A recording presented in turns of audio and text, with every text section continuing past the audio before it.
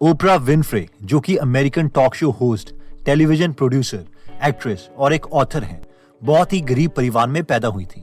और जब वो पैदा हुई थी तब उनकी माँ एक सिंगल टीनेजर मदर थी। ओपरा को बहुत बार बचपन में मोलेस्ट किया गया और वो खुद 14 की उम्र में प्रेग्नेंट हुई और एक बच्चे को जन्म दिया जो पैदा होते ही मर गया था। ओपरा बचपन में एक्ट्रेस बनना चाहती थी, लेकिन उनके घर से इसके लिए मना किया गया और उन्हें कहा गया कि हमारे परिवार की कोई बेटी एक्ट्रेस नहीं बनेगी। तो ओपरा को लगा कि ठीक है, मैं एक्ट्रेस नहीं बनूंगी।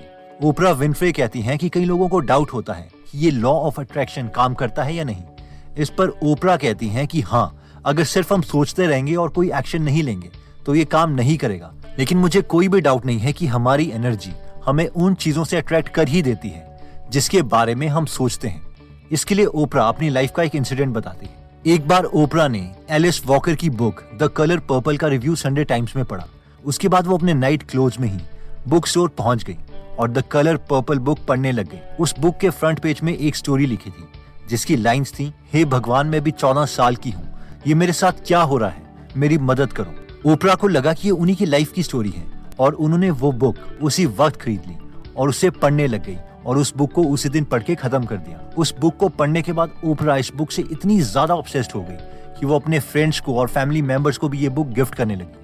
थोड़े दिनों के बाद न्यूज आई कि अमेरिका के most famous director Steven Spielberg the colour purple book पर मूवी बना रहे हैं। ओपरा ने सबको बोलना शुरू कर दिया कि वो इस मूवी का हिस्सा बनेंगी। सबने उनका मजाक उड़ाया, लेकिन एक कास्टिंग एजेंट ने कहा कि मून सॉन्ग नाम की मूवी के ऑडिशंस होने जा रहे हैं। इस पर ओपरा ने कहा, तुम्हें पक्का पता है कि ये मूवी द कलर पर्पल नहीं है? तो इस पर उस एजेंट ने कहा, हाँ पक्का पता है, ये वो मूवी नहीं है। ओपरा वो ऑडिशंस देने गई। जब वहाँ पर वो ऑडिशंस दे रही थी और अपनी लाइंस बोल रही थी, तब उन्होंने स्क्रिप्ट में पहचान लिया कि ये तो कलर पर्पल की ही स्क्रिप्ट है, बस शायद मूवी का नाम चेंज कर दिया गया है, क्योंकि उन्हें इस बुक का एक एक कैरेक्टर पता था।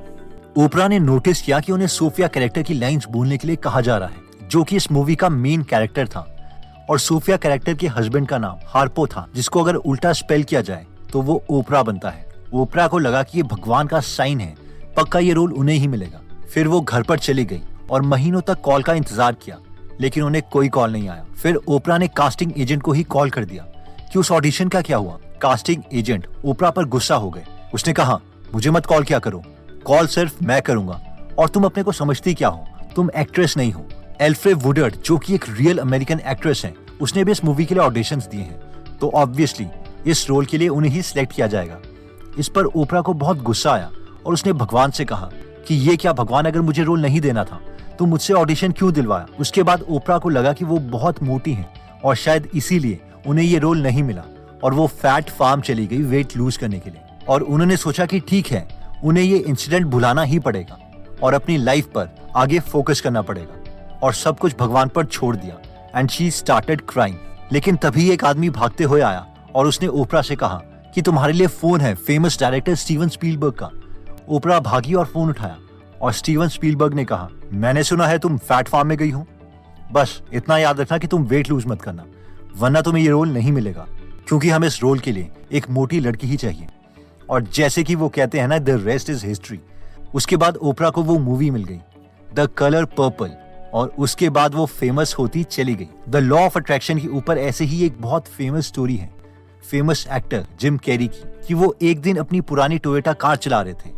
उन्होंने एक माउंटेन पीक पर अपनी गाड़ी रोकी और डूबते हुए सूरज को देखते हुए खुद से एक सवाल पूछा कि क्या मैं एक्चुअल में कभी एक्टर बन भी पाऊंगा या नहीं। लेकिन उन्होंने ये नेगेटिव थॉट अपने ब्रेन से जल्दी निकाल दिया और खुद पर डाउट करने के बजाय अपनी जेब से चेकबुक निकाली और 5 साल का पोस्ट डेटेड चेक अपने नाम लिखा, जिसमें अमाउंट उन्होंने लिखा $10 मिलियन। उसके बाद उन्होंने बहुत मेहनत करी और 5 साल से जस्ट कुछ दिन पहले उन्हें पता चला कि उन्हें मूवी डम्ब एंड डम्बर के लिए $10 मिलियन मिलने वाले हैं। इवन की अनुष्का शर्मा ने भी द लॉ ऑफ अट्रैक्शन से रिलेटेड एक इंसिडेंट कपिल शर्मा शो में सुनाया था। तो मम्मी ने मुझसे एक चिट निकाल के मेरे को दिखाई, जहाँ पे उन्होंने लिखा हुआ था अनुष्का को यशराज या करण जौहर की पिक्चर मिली। मतलब उन्होंने एक विश डाल के वहाँ पे रखी थी। ओके, तो ये कैसे सुन के लगता है कि हम द लॉ ऑफ अट्रैक्शन को अपनी लाइफ में कैसे इंप्लीमेंट कर सकते हैं। तो इस पर द सीक्रेट बुक की ऑथर रोंडा बर्न अपनी बुक में कहती हैं कि ये 3 स्टेप प्रोसेस है, जिसमें सबसे पहला स्टेप आता है आस्क। ये पॉइंट कहता है कि हमें सबसे पहले यूनिवर्स से मांगना पड़ेगा जो हम चाहते हैं, जिसके लिए हमें प्रेजेंट टेंस सेंटेंस यूज करना चाहिए। यानी ऐसे मांगना चाहिए कि जैसे वो हमें चीज ऑलरेडी मिल चुकी है। फॉर एग्जाम्पल, अगर हम फिट होना चाहते हैं तो हम कह सकते हैं मैं बहुत खुश हूं कि मैं फिट हूं। अगर हमारा कोई फाइनेंशियल टारगेट है तो हम कह सकते हैं मैं थैंक यू बोलना चाहता हूं कि मेरे पास 100 करोड़ रुपए हैं एंड एक्सेट्रा। अब ये कई लोगों को अजीब लग सकता है, लेकिन जिन्हें think and grow rich book के ऑथर नेपोलियन हिल की स्टोरी पता है वो इस स्टेप को सीरियसली लेंगे। हुआ ये था कि उस वक्त के बिलियनियर एंड्रयू कार्नेगी ने नेपोलियन हिल को बुलाया और घंटों तक उनका इंटरव्यू लिया और कहा कि तुम्हें हेनरी फोर्ड, थॉमस एडिसन जैसे लोगों का इंटरव्यू लेना है और ये पता करना है कि किन क्वालिटीज की वजह से ये बाकी लोगों के कंपैरेटिवली ज्यादा सक्सेसफुल हुए। ऑब्वियसली उन सब फेमस लोगों को मिलने के बाद ही नेपोलियन हिल ने ये बुक लिखी, थिंक एंड ग्रो रिच। अब अगर इस बुक के सेकंड चैप्टर की हम बात करें तो उसका नाम है desire, the starting point of all achievement, जिसका इनडायरेक्टली मतलब है कि हमें कुछ विश करनी पड़ेगी, यूनिवर्स से कुछ मांगना पड़ेगा, जो कि द सीक्रेट बुक में फर्स्ट स्टेप है ऑब्वियसली आस्क। आस्क के बाद सेकंड स्टेप आता है बिलीव।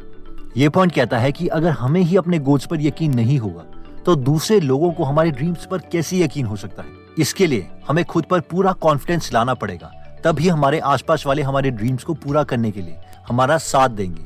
ये लॉ ऑफ नेचर है। जिम कैरी ने भी जब खुद के लिए $10 मिलियन का चेक काटा तो उन्हें 100% यकीन था कि हाँ, उन्हें 5 साल में इतना अमाउंट मिलेगा ही मिलेगा, और इसी बिलीव के साथ वो एक्शन लेते रहे और रुके नहीं।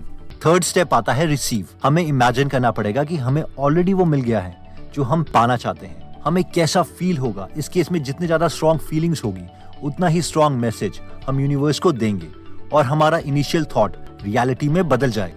अगर हम अगेन जिम कैरी की बात करें तो उन्हें फाइनली 5 साल से जस्ट कुछ दिन पहले $10 मिलियन अपनी मूवी डम्ब एंड डम्बर के लिए मिल गए थे, जिसके लिए उन्होंने विश किया था, यानी finally he received what he wanted. ये तीनों स्टेप्स हम किसी भी फील्ड में अप्लाई कर सकते हैं, चाहे फिर वो हेल्थ हो, वेल्थ हो या रिलेशनशिप हो।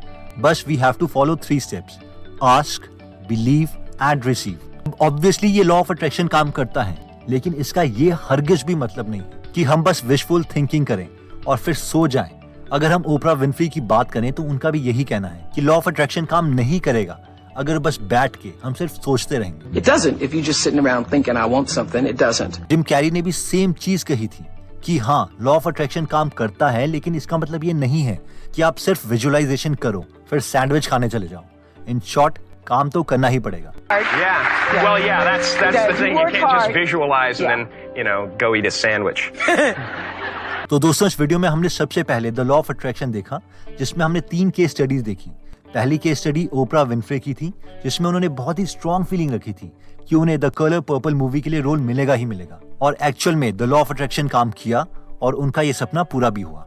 सेकंड केस स्टडी थी जिम कैरी की, जिन्होंने खुद को 5 साल का टाइम दिया $10 मिलियन कमाने के लिए, वो भी एक्टिंग से, और उनका भी ये सपना पूरा हुआ और 5 साल से कुछ दिन पहले ही उन्हें $10 मिलियन की पेमेंट हुई, यानी उन्होंने सक्सेस अपनी तरफ अट्रैक्ट कर ली। थर्ड केस स्टडी थी अनुष्का की मदर की, जिन्होंने अनुष्का के लिए एक्ट्रेस बनने के लिए प्रे किया था, जो कि ऑब्वियसली पूरा हुआ। इसके बाद हमने द लॉ ऑफ अट्रैक्शन को इंप्लीमेंट करने के लिए 3 स्टेप्स देखे थे। पहला था आस्क, यानी यूनिवर्स को एग्जैक्टली बताओ कि हमें चाहिए क्या। दूसरा था बिलीव, यानी पूरा यकीन करो कि हमारा गोल पूरा होगा ही होगा। और फाइनली था रिसीव, यानी एक्चुअल में उस चीज को पाओ और वो फीलिंग जियो जो हमने पहले जी थी। दोस्तों, अगर आप द सीक्रेट बुक की डिटेल्ड बुक समरी सुनना चाहते हैं या फिर the most famous book the alchemist, power of subconscious mind, rich dad poor dad etcetera, तो आप गीगल एप्लीकेशन डाउनलोड कर सकते हैं, जहां पर 130 से ज्यादा बुक समरीज हिंदी में फ्री में अवेलेबल हैं, जिन्हें आप सुन भी सकते हैं और पढ़ भी सकते हैं। Don't waste your time on useless thing. Experienced लोगों के ग्रेट आइडिया सुने फ्री टाइम में, जब बाकी टाइम वेस्ट कर रहे हो, और उन्हें एग्जीक्यूट करें। इसलिए ये एप्लीकेशन आपकी जर्नी में एज अ फ्रेंड आपको गाइड करती रहेगी। अगर आप इस एप्लीकेशन में इंटरेस्टेड हैं तो उसका लिंक हम डिस्क्रिप्शन में दे देंगे। दोस्तों, ये वीडियो आप अपने दोस्तों के साथ भी शेयर कर सकते हैं जिन्हें इस वीडियो से हेल्प मिल सके। एनीवेज, अगर आप ऐसी नॉलेजेबल वीडियोस मिस नहीं करना चाहते तो सब्सक्राइब करने के बाद बेल का बटन दबाना मत भूलिएगा। आप कमेंट करके ये भी बता सकते हैं कि आप नेक्स्ट वीडियो किस टॉपिक पर चाहते हैं। जल्दी हम आपसे दोबारा मिलेंगे। जय हिंद।